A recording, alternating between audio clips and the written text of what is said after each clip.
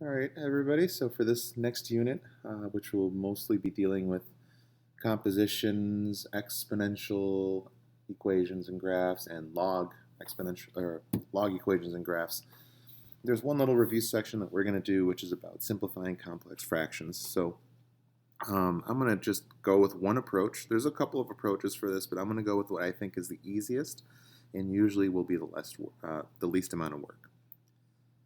So anyway, anytime you have a complex fraction, which is just big numerator, big denominator with, a couple or maybe one or a lot of these little fractions, that's what we mean by complex fractions. But to simplify, the easiest thing to do would be to focus on getting rid of each denominator. And since for both of these we're dividing by x, you can get rid of that denominator by multiplying the numerator by x and the denominator by x. Okay, and this is important. Whatever you do in the numerator, so if I'm multiplying by x, I have to do the same in the denominator. So in this case, this is perfect because I need to get rid of the x's in both the numerator and denominator, so that's good. But now what you're going to do is multiply all four terms that you see here by x. And so when you do that, you're going to get x plus, and now just 1 over here.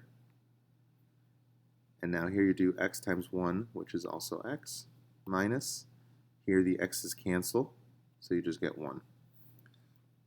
Okay, and if you're not following exactly what happened there, here's a more detailed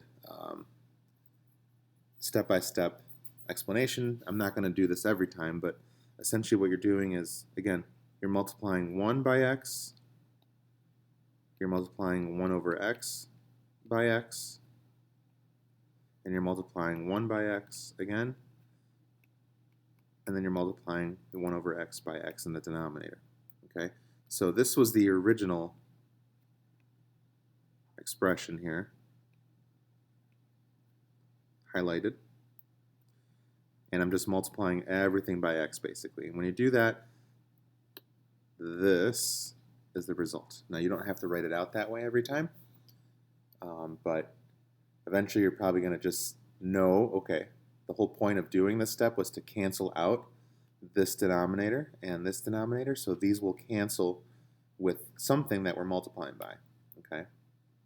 And then that's how we get x plus 1 over x minus 1. All right, so we'll do a few more, but it's really the same thing. So once you've seen a couple of these, you've pretty much seen them all. Okay, let's see if I can find, yeah, let's do this one. Okay, so for number 2, we just have one denominator to try to cancel out. So we're going to multiply by x minus 1. But if I do that again to the denominator, you're going to have to do it to the numerator. So in the numerator, we're taking 1 times x minus 1, which is precisely x minus 1. And now in the denominator, the x minus 1 will cancel with the x minus 1, and all that's left is this 4. Okay? And now when you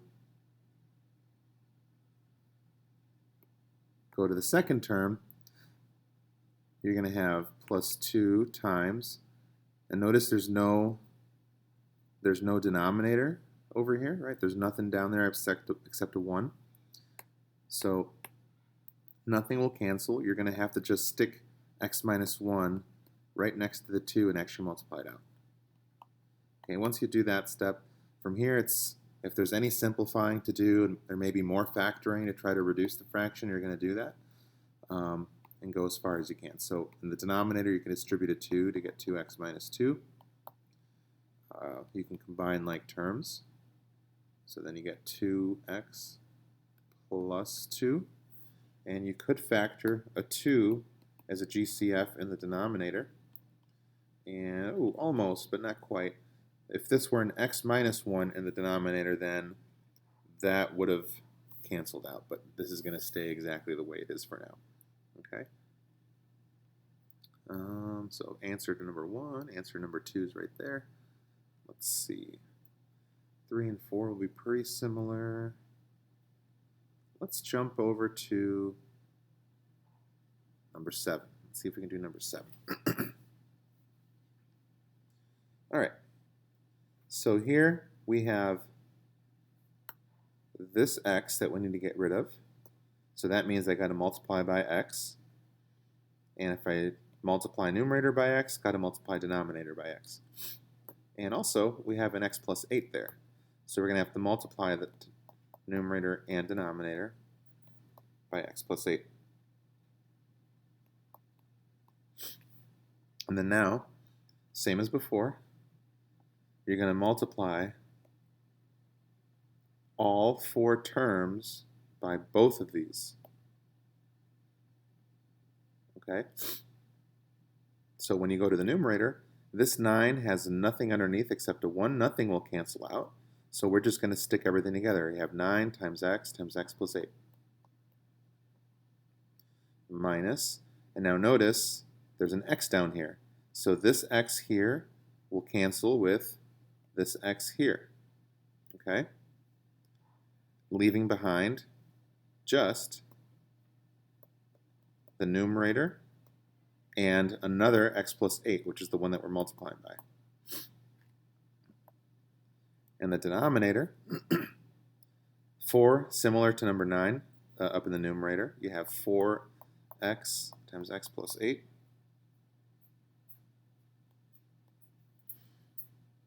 And now for the last fraction in the denominator, the x plus 8 will cancel with the x plus 8. So all that leaves is this x right here. Okay? So that x is going to get multiplied to the numerator, and that's it. Okay? Once you do that, you're going to simplify, which means we're going to have to multiply everything out up here.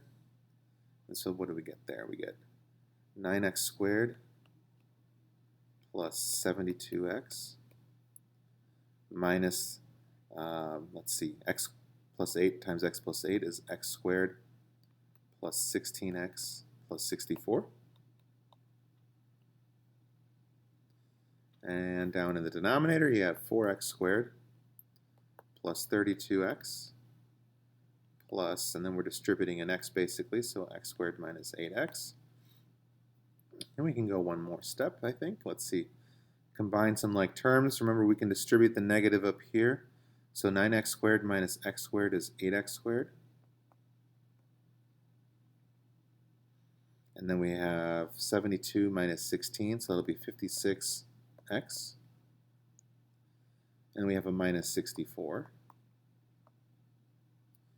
And then in the denominator, we have 5x squared plus 24x. Let's see, can we keep factoring?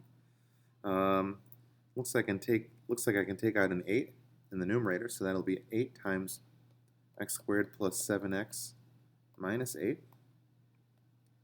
And the denominator is a GCF of x, so that leaves 5x plus 24.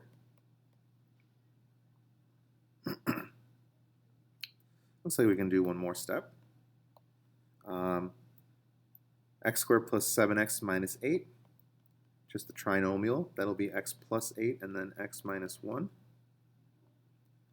And denominator stays. That's as far as that goes. And there's our final answer. So this is as factored as possible. Unfortunately, nothing really canceled out, but now it'd be really easy to see, like, if I asked you what the domain for something like this would be, you know, you can look at the denominator and go from there. If you needed x-intercepts, you can find them from the numerator, right, like we've been doing in the previous unit. So let's see. That was pretty quick. You know what? Let's at least set up number 8. Yeah, let's talk about number 8 real quick.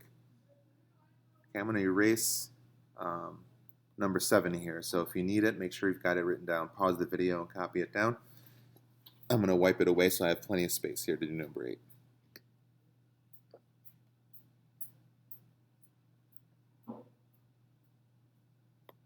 Okay. So number 8 is interesting because a lot of students make problems like this a lot worse than they need to be. So I just want to work through it. And maybe I'll get you started, and I would recommend pausing the video, see what you do with it, see if you can figure it out on your own, and then of course you can unpause it and see me work it out. But so this will be the last problem for the notes. Okay, so what do we want to get rid of here? We want to get rid of the x minus 4 and the x plus 2. And that's really it. Those are the only little denominators we have to worry about. So you got to multiply everything by x minus 4 and x plus 2.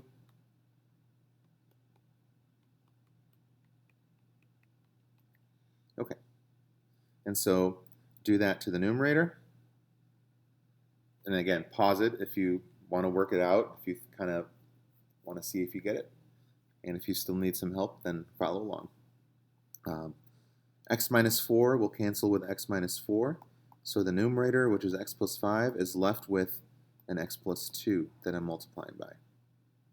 Okay, so remember, we're going to each part of the fraction.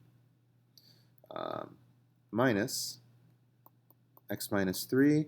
This x plus 2 cancels with the x plus 2, so all we have left is x minus 4. And then in the denominator, you don't have to multiply this out. That's actually why I wanted to do this.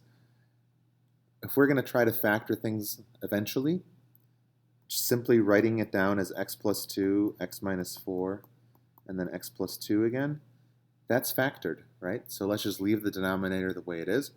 And then what you're going to do is worry about the numerator. So multiply the first two binomials together.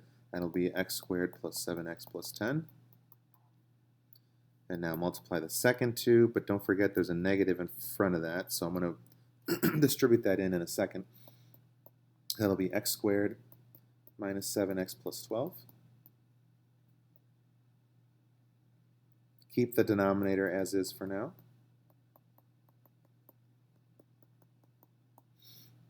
Okay, now we can combine some like terms. X squared minus x squared cancels out. 7x minus a negative 7x is really positive 7x, so that's 14x when you add them up. Then you have 10 minus 12, so that's minus 2. And then the denominator stays.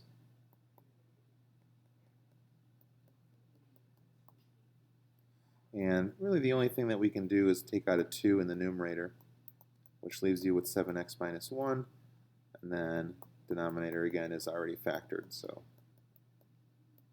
there you go. Okay, so just a quick review of complex fractions. These will come up as we work through the unit.